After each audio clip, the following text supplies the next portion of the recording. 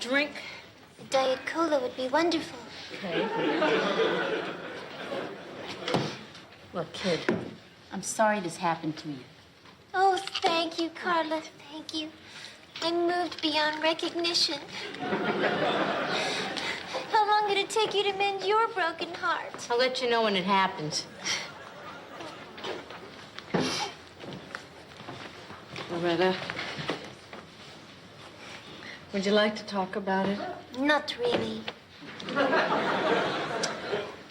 To come home and find out that a loved one has been unfaithful is a terrible blow. The best therapy is to tell how you feel about it. I'm against it. Nothing you can do. We're talking about Nick Tortelli. He wants you. You got no choice. This is the part I don't get. Here's a man that quicksand would spit up.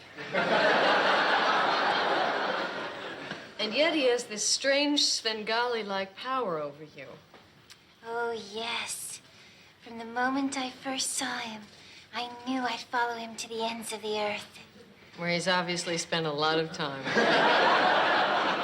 You know, there's something about him. I mean, he knows women. Like a jeweler knows jewels. Like a meat cutter knows meat. Like a marine biologist knows marines.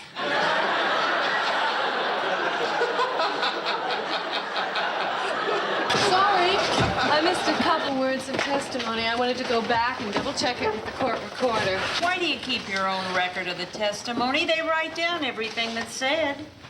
They don't write down emotions, attitudes, telling facial glances. Study my face. What am I thinking?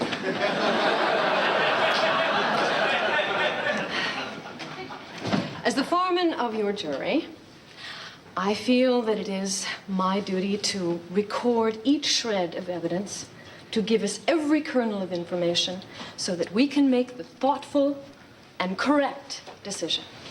Well, I've already made my decision. I think he's innocent. Yes. Well, why don't we just tell the judge that and go home? Wait a minute. How can you possibly think that? I believed his testimony. Yeah, seems like a good guy. And he was impeccably dressed. I can't believe that I'm hearing this. These are your grounds for acquittal? Well, pardon me my objectivity, but I don't happen to agree. He did it.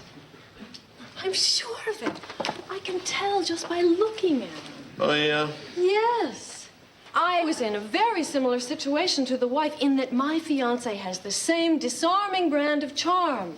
Are you saying that you're about to marry a murderer? No, don't stop her. Let her do it. Hey, Cliffy, how's your leg? Oh, stiffening up there, Sammy. Muscles all cramped, and I think the wound's getting a little infected. And the mental anguish that goes along with this stuff. You know, you just can't put a price on this. Well, let me guess here. You've seen an attorney. Yep. Yeah. The guy said that, 97% of all these canine attack cases decided in favor of the postman. Well, good for you, Cliff. You deserve to get a little satisfaction out of it. Yeah. About 200,000 clams worth. $200,000. Dinner is on Cliff, all right? Hey? What do you say, buddy? I go upstairs, snag us a table, check out the specials. I'll be right back. Hey, maybe I could sue somebody about my broken thumb. I mean, after all, I did slip on the ice. Well, maybe so. Where did it happen? Right outside the bar here. No, you don't have a case. Hey, Cliff. Hey. Have you ever thought that you might be suing some poor, sweet little old lady? Hey, listen, Sharpie, who she is irrelevant.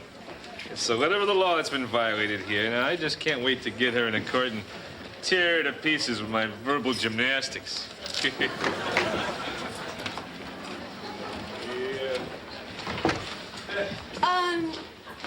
I'm looking for a Mr. Cliff Clavin. Yep. You left this note in my mailbox. I'm afraid it was my dog that bit you.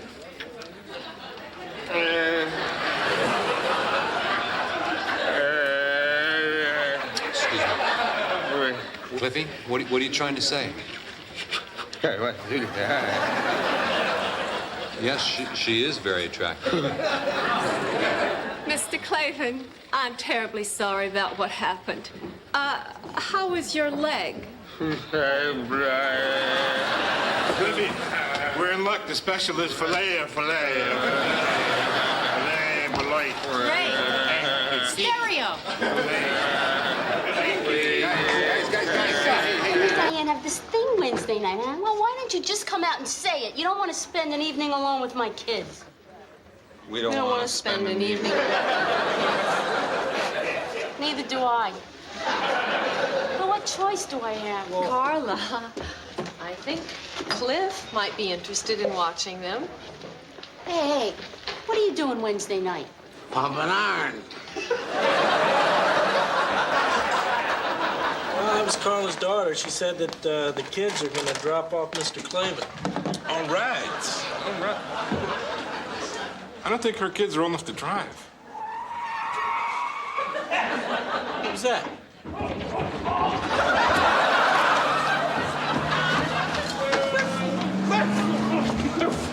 Good, buddy. Are you all right?